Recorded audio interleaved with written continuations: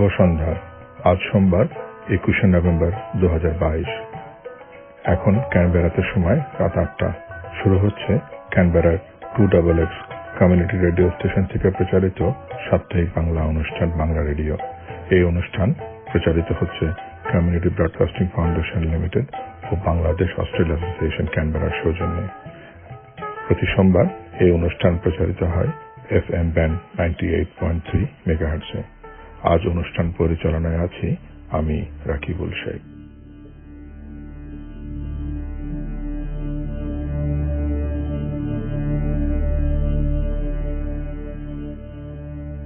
শ্রোতাবন্ধু, Australia তথা সারা বিশ্বে মানসিক স্বাস্থ্য নিয়ে বর্তমান সময়ে বিশেষ আলোকপাত করা হচ্ছে, কারণ শারীরিক স্বাস্থ্যের মতোই মানসিক স্বাস্থ্য সঠিক রাখা খুবই জরুরি এবং প্রয়োজনীয়। প্রাপ্তবয়স্কদের সাথে সাথে কিশোর কিশোরীরাও বর্তমান সময় মানসিক স্বাস্থ্যের ঝুঁকির মধ্যে পড়ছে। এটা হয়তোবা যুগের পরিবর্তন অথবা সময়ের চাপ। প্রতিযোগিতামূলক সমাজ ব্যবস্থায় মানসিক স্বাস্থ্যের যত্ন নেওয়া এবং পরিচর্যা করা খুবই জরুরি বলে বিবেচিত। শ্রোতাবন্ধু, তাই আজকের অনুষ্ঠানটি আমি টিন এজ তথা কিশোর কিশোরীদের মানসিক স্বাস্থ্যকে নিয়ে সাজিয়েছি। আজকের অনুষ্ঠানটি আলো এনলাইটেন্ড ওমেন ইনকর্পোরেশনের ফেসবুক পেজ থেকে নেওয়া হয়েছে। আলো এনলাইটেন্ড ওমেন ক্যানবেরার সংস্থা মূলত মাইগ্রেন্ট ওমেনদের সাহায্যে কাজ করে আসছেন। এরই ধারাবাহিকতায় তারা তাদের হার হেলথ সিরিজ নামে নিয়মিত স্বাস্থ্য বিষয়ক অনুষ্ঠান পরিচালনা করে থাকেন। তাই গত 26শে অক্টোবর 2022-এ আলো এনলাইটেন্ড ওমেন টিন এজদের মানসিক স্বাস্থ্য এবং পরিচর্যা এবং কিভাবে কখন কাউন্সেলিং এর সাহায্য নেবেন তার উপর একটি প্রাণবন্ত অনুষ্ঠান পরিবেশন করেন।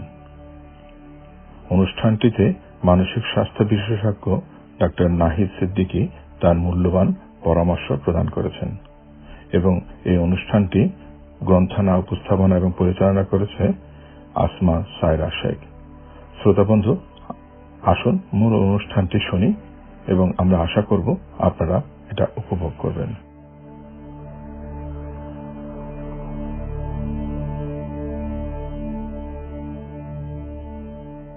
Often, culturally diverse communities and widely children rely on themselves, others, or potentially not at all, as support systems rather than counselling to fight common mental health adversity. Counselling carries an unspoken stigma, a stigma of a rising shame when seeking help. The fear of being judged while still being young, naive, and insecure at school. Today, this episode of the Her Health series with Allah explores why counselling can be significantly beneficial for adolescents to lead the better life. I would like to introduce our expert guest, Dr. Nahid Siddiqui, Staff Specialist, Macarthur Sydney Local Health, BMO, Northside Group, Macarthur Clinic, Ramsay Mental Health, Advanced Trainee in Psych Theory. How are you today, Dr. Siddiqui? I'm good, thank you. Thank you very much for inviting me to your platform and hi to your other audience. Well, thank you so much for joining us today, Dr. Siddiqui. And we would really love for you to start with how the state of adolescent mental health and well-being in Australia is now. Look, before we start, I would like to say adolescent is one of a very unique stage of one person's life. And it's the most daunting and exciting period in our life. Adolescent people are usually defined between the age of 10 to 19, up to some services include up to the age of 25. Adolescent services are very significant, and adolescent mental health is also very important because we see 2/3 of mental health emerging during this adolescent period, and also between the age of 5 to 19, suicide is the still very highest rate among this population group, as well as it is statistically quite scary to hear that 1 in 5 adolescents will have some sort of a mental illness. So it is really a very, very important period for our development as well as prevention of any sort of mental health problems. I would like to give a little bit of background what adolescent people go through, or what is the adolescent phase entails. Adolescence is a period where the person is standing between childhood and adulthood. So it's almost like a no man's land. The school kind of finishes, then there comes the pressure of training and starting to train, education, enter workforce, become responsible. So there's a huge change during that small period of life. And specifically, there's about 5 characters we see. 1, there is a significant biological growth. People go through puberty at that time. Girls become more aware of their sexual characteristics. Boys, suddenly there is a growth spurt, change of voice and facial hair, and there's an awkwardness about it. And it is actually a very undefined status for the person. They're moving from dependency on themselves to autonomy for themselves. They want to have increased decision-making capacity and willingness to develop towards maturity. And the more increased decision-making, with that comes more pressure, and these pressure leads to more accountability. And another big thing that happens is it moves from family being the major social structure of support towards the peers becoming a major social support. And it can be quite challenging for the family to see that transition, as well as for the child, how to negotiate this individuation, separation from the family. And this leads to a search for themselves. They want to know who they are, what's their values, what is important. Is it similar to the family they've grown, or is it different? And if it's similar, that's easily transitions. But if it's different, then the transition path becomes a bit more challenging. So the attitude and perspective changes. Each individual negotiates at different pace. Some go through it smoothly without even realizing it. And some adolescents will feel that they are living in a crowd in the family, and the family feels they're living with a stranger.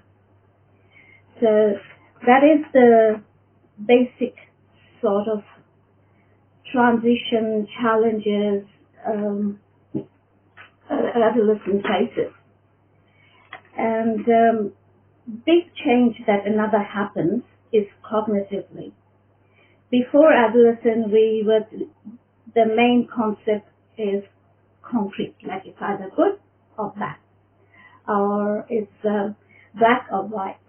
But when they are coming towards 13, 14, 15, abstract thinking, ideas starts to come in, thoughts become gray, and also there's a tendency towards idealization, that, it has to be ideal, I have to be ideal, and I have to be the perfect person.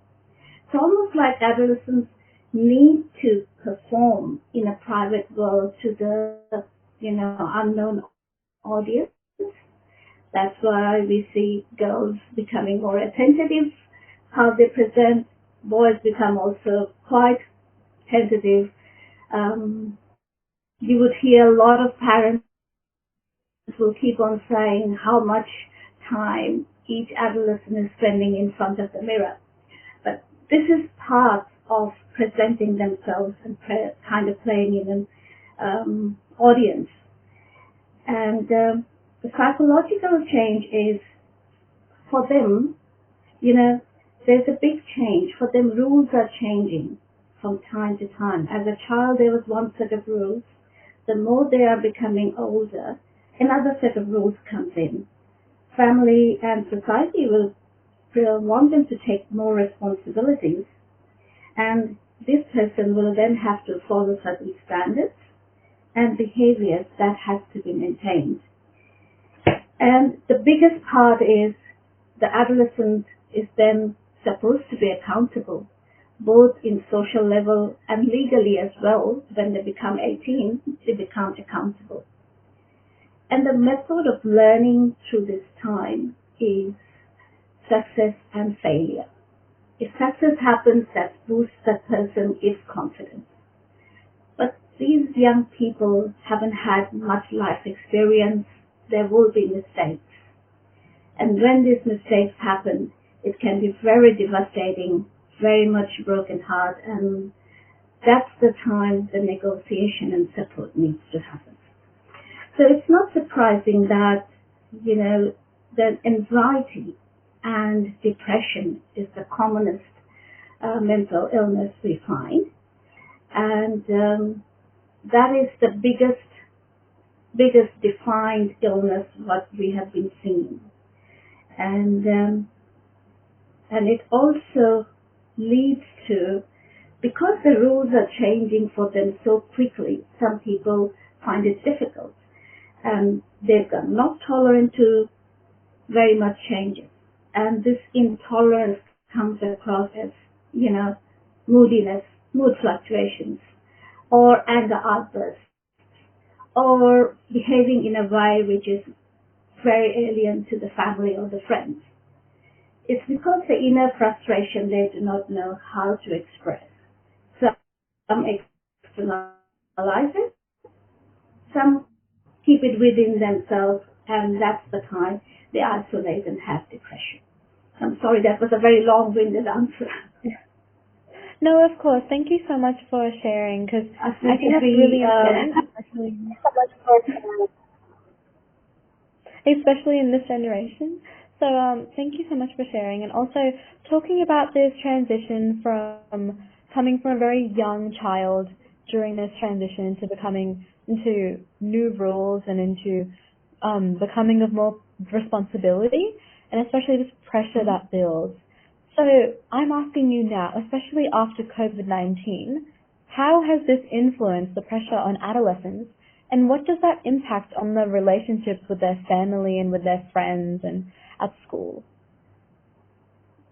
I'm glad you asked that question, because recently there has been a Mission Australia study done, which was based on questionnaire-based response, and we find that adolescents were 40 times more impacted than the adults.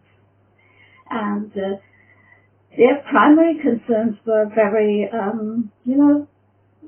very kind of predictable, but in another sense, very reflective of the stage they go through.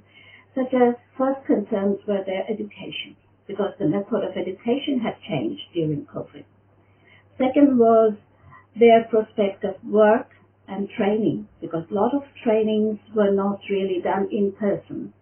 And they had to then find out whether this training period, if they don't get into the kind of potential good training, what would happen to their future and work. Then another one was their mental health. As we say, their friends group has become now the main support system. And when this COVID happened, that contact was kind of lost. And some adolescents were living away from family as well, so that was quite difficult for them as well. And another thing was very interesting. They were very, very worried about their family being infected with COVID virus. Not themselves, but their family. Because some of them, their family members are in the senior age group, they had grandmas, and these adolescents had to go out for some education purpose, job purpose, or simply meeting up with their friends just to catch up. And their worry was if they came back, they would give it to the family.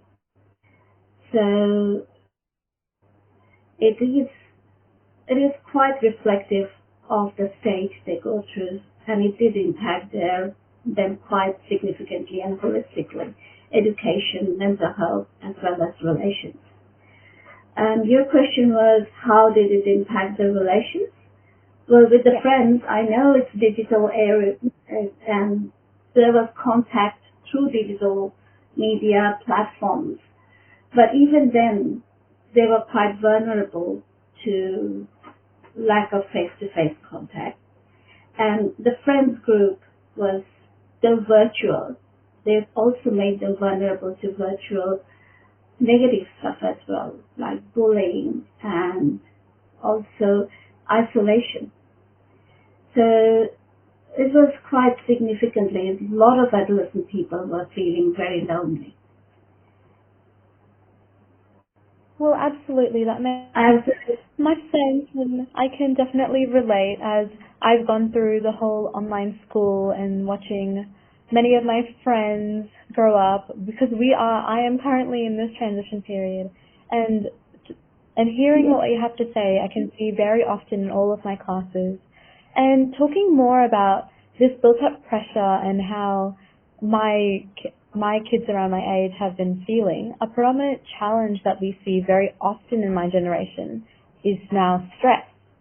So as a person like me who is beginning to get further and further into high school, what can I and everyone else do to reduce stress? And how exactly do we know when to seek professional help through counselling? Yeah. Look, I really appreciate your open answer, and first of all, what I think is helpful is just what you did. Is acknowledge that it is a stressful time, and you will have difficulties. Not to put on a brave face and bravado that, yeah, nothing matters, I'm okay. So that's the first step. And how do we know that we are not really able to cope in our, there's a significance and how we behave and handle you from the childhood. And if you find that the typical way of your learning and handling your emotions are not really working, and it's distressing you, and it's so distressing that it's hampering you to getting through the day, then there is the time to speak to someone and seek help. That's at the individual level. And at the family level, or a friend's level, they will see a change in your personality. Like you're not as jovial or not as tolerant of other people's joke. Or family would say you're spending more time isolating yourself. If some questions are asked, you are being very dismissive. So then there's a change. Some of it is normal, but if it persists for a long time, then you will have to ask questions. Is it something wrong with me? Why am I not coping through this? And the first point of contact would be your GP, because general practitioners have got special training to how to talk to an adolescent and kind of screen through important questions. And once you've gone through that, they can decide, is it something which is reactive just to the surrounding and it's temporary, and with family and friend support it would be okay, or if it needs a bit more. So that's the time that counseling can come in. And counseling is a form where you get a space which is a neutral space. A person gets a neutral space where you're not judged and there's no pressure on you. So that's where you can voice your concerns without feeling I'm inadequate. And that's why counseling then gives you an outlet. There are a few forms of counseling methods which is commonly used. One is cognitive behavior therapy, CBT. It looks at the one's thought, how it is not really helping them at the time, and how it is influencing the behavior. Second is interpersonal therapy, is how interaction with another people is impacting your mood or an adolescent's mood and how you're taking it. So that focuses on the communication and how interact with other people and resolve the unhealthy interpretation. And thirdly is DBT, dialectical behavioral therapy, which teaches you how to relax, be mindful, be in the present, then how to tolerate difficult situations, not making it worse. And interpersonal effectiveness is the important one, where you manage and learn how to express your emotional needs without being, coming across as demanding, but also being respectful, and the other person seeing you respectfully.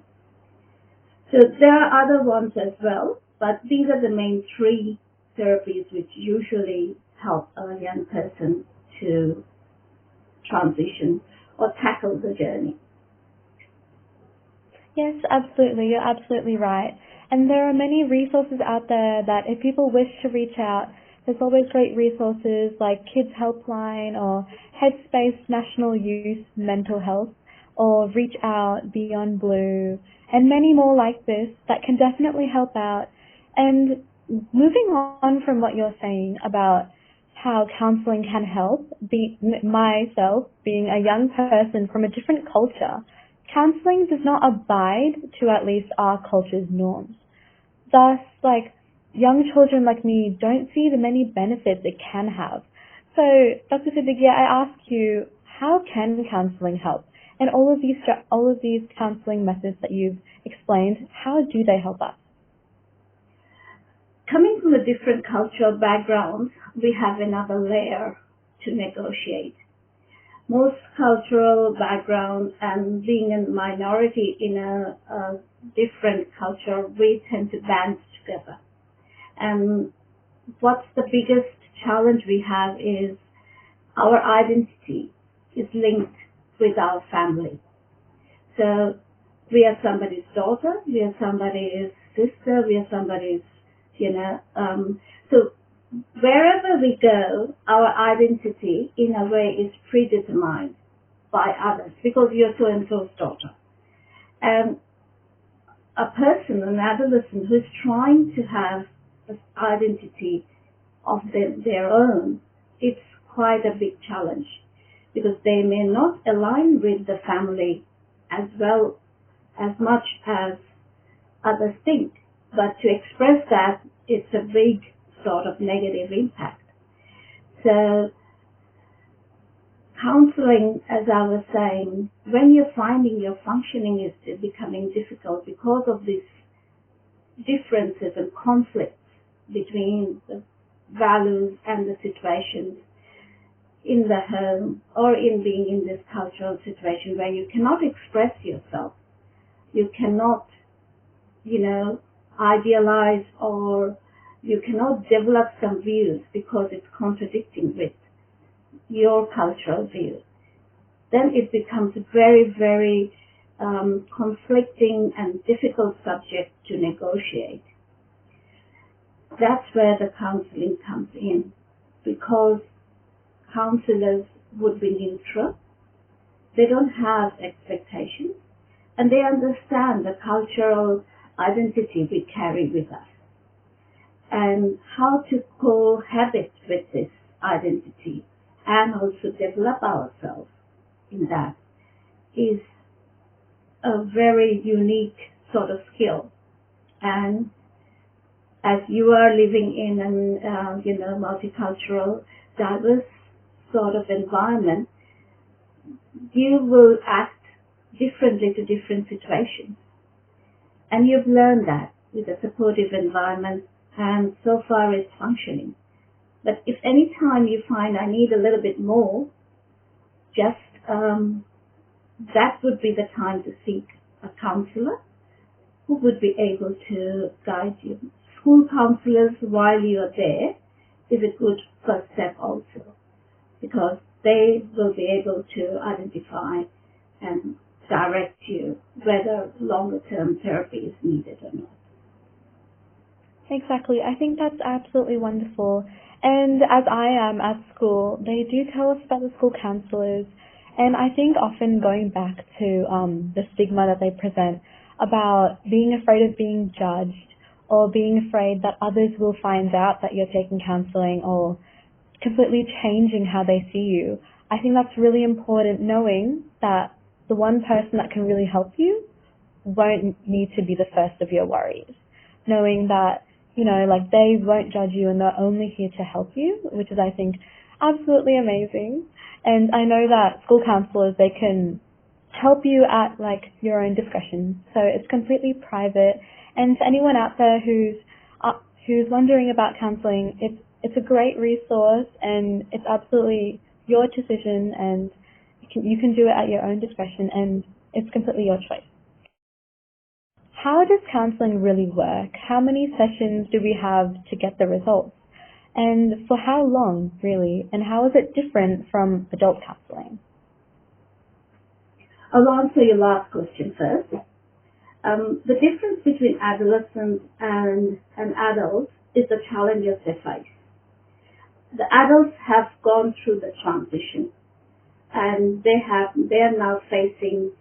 developed their coping skills, they have more experience, and they can really, their problems are more negotiating through their kind of formed world.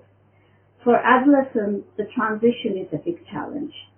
And also, as I said, there's changes going through your body which you don't understand. The hormones are rushing around, and that influences your mood, how you react, how you behave.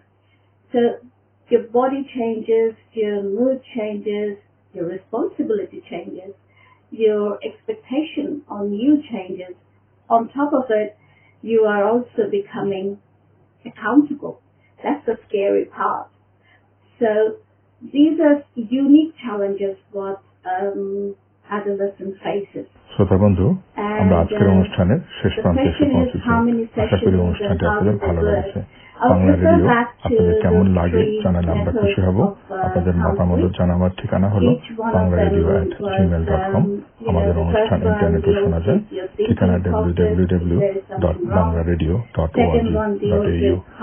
শ্রোতা বন্ধু, আপনারা যদি আমাদের listen app download করেন আপনার mobile ফোনে, তাহলে আপনারা আমাদের অনুষ্ঠান লিসেন অ্যাপও শুনতে পারবেন। আজকের অনুষ্ঠান এখানেই সমাপ্তি। আপনারা যেখানেই থাকুন, সুস্থ থাকুন, আনন্দে থাকুন ও শান্তিতে থাকুন, এই কামনা করে আজ বিদায় নিচ্ছি আমি রাকিবুল শেখ। শুভরাত্রি। How much they are able to take on, how long they need to learn the skills, or how long they want to keep on doing this. These are structured therapy, usually lasts between 12 sessions to 16 to 18 sessions, and one session per week. That's a kind of generalized way, but as I said, it can be spread it longer or made it shorter depending on the person's problem and capacity and availability. Nowadays, getting a counselor on a weekly basis is also a big challenge. Well, thank you so much for today. I think that was an absolutely great answer, and I think today that we have gone over so much and advocated so much and really explained to everyone what counselling is really about. So thank you once again for your time today, Dr. Siddiqui, to help us think about the adversity adolescents can face, whilst also helping break the barriers against counselling. And of course, you can always watch any of our Her Health series on our YouTube page or on our Facebook page. This is Asma Sheikh signing off from the ALO team.